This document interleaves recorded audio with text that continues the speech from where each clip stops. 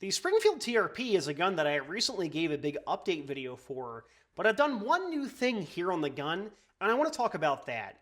I ended up replacing a lot of my fire control parts on this pistol with the Nowlin Speed Demon kit, and I want to talk about the experience with putting that kit into this TRP. Let's get to it.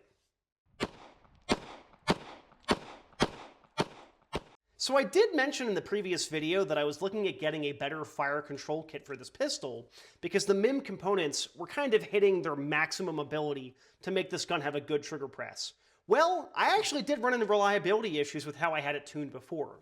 In the previous video, I mentioned that I got it down to about a 4-pound trigger press, like a little over 4 pounds, but I ran into some issues where it was starting to be unreliable and have hammer follow. I found that for those original fire control parts, I had to up the weight to close to 5 pounds to get a very, very reliable, no hammer follow system there. As such, I decided to nix the MIM parts and go for the Nowlin Speed Demon kit. So why did I choose the Nowlin Ignition kit over something from like John Harrison over at Harrison Design or EGW? The long and the short is that all of those kits are good, this one included, but this is one that I just like the looks of. I like the big ring hammer here. I've always been a big fan of the Commander hammer, but I really like how it looks. These were available and the price was good.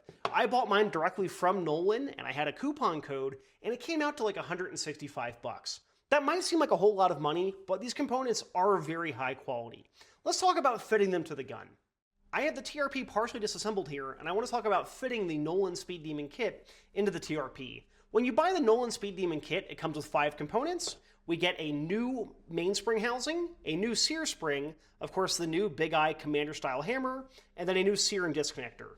This is marketed as being a pre-tuned kit that should drop into the gun, and my experience was pretty much spot on. Aside from transferring over the old hammer strut from the TRP onto this new hammer, it was totally just drop right in. The sear disconnector fit in perfectly. The pins I have, which I use new EGW pins, they dropped in just fine. I had no fitment issues there.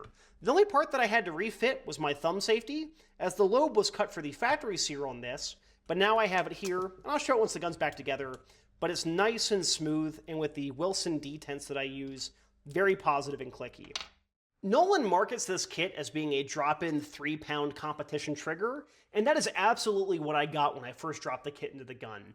I was averaging between 2.9 and 3.1 pounds for every pull on the pistol, and most of that weight was the wall, so not the take-up.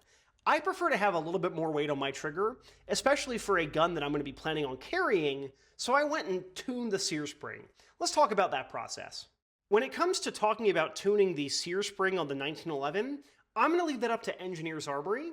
I'll link his video on sear spring tuning down in the description below, but he does a wonderful job in explaining how to do that process. To give you a quick rundown on what I did for mine, and full disclosure, this is not the sear spring that's currently in the gun, this is a different one that I've got. I had to bend the sear and disconnector legs of the spring to give me more weight on the trigger press. And then this one here, this leg is used for your grip safety. And when I first installed the kit, the grip safety was basically sitting flush to the frame. I wanted to bend this back to give me a little bit more springy resistance there. That way the grip safety worked as it should. So again, I know this is kind of a cop-out answer, but go watch Engineer's Armory's video on sear spring tuning. He is a great resource for a lot of things here on the platform, but his sear spring tuning video is one of the best things I've seen on the platform when it comes to tuning the sear spring. So please go give him the views for that. Let's talk about the safety on the gun now. Truthfully, the only thing I had to modify to work with the Nowlin kit was the safety. Now obviously I had to tune the sear spring, but that's like a given, that's a normal thing. But I had to recut my safety to work with the Nowlin kit, and as such, it is still very positive now. And I know we all kind of like that ASMR clickiness, so I'll bring the gun up to the microphone here and let you hear how the safety sounds. Still very, very positive. Let's talk about the trigger weight now that I've actually gone out and shot the gun. After tuning your sear spring in the 1911 and then going out and putting some rounds through the gun to test it, you might find that your sear spring has taken a set. All this means is that the spring has settled into position and your trigger press weight might be a little bit lighter. I tuned this gun to be between 3.5 to 4 pounds for the trigger pull weight, and now it's a little bit lighter. I'm going to do 5 trigger presses here on camera, and I might speed it up a little bit or cut out sections just to make it a little bit shorter, but I'll show you where it is now. So I have the gun here, I have dummy rounds in here, we're just going to cock the hammer in between each of these pulls. I have to kind of grip the gun in this way. I could pull the grip safety off of the gun for doing this, but I have found that sometimes having the grip safety off of the gun can change how the trigger press weight is. So we're going to pull this over here. So that one there was 3 1/4 pounds. Again, like 3 1/4 pounds there. We are at 3 1/8 pound there. Right at 3 pounds there. And 3 1/4 pounds. So yeah, the spring basically dropped about 1/2 pound of weight. There is still more weight in the take-up of the trigger, which is exactly what I wanted, and the brake has just gotten a little bit lighter. To show what I'm referring to here, let's see, again, dummy round in the gun. If I pull here, that's the take-up. As a revolver shooter, I like to have a little bit more take-up rather than weight on just the brake. But here's the take-up, then here's the wall, and there's the brake. The brake is pulling at about maybe 1 3/4 pounds, and the take-up is about 1 1/4 pounds to 1 1/2 pounds. I kind of like an even ratio there. Some folks don't, some folks do. That said, the trigger pull did change a little bit after live fire, but did I run into any sort of malfunctions as part of my live fire testing with the Nowlin Speed Demon Ignition Kit?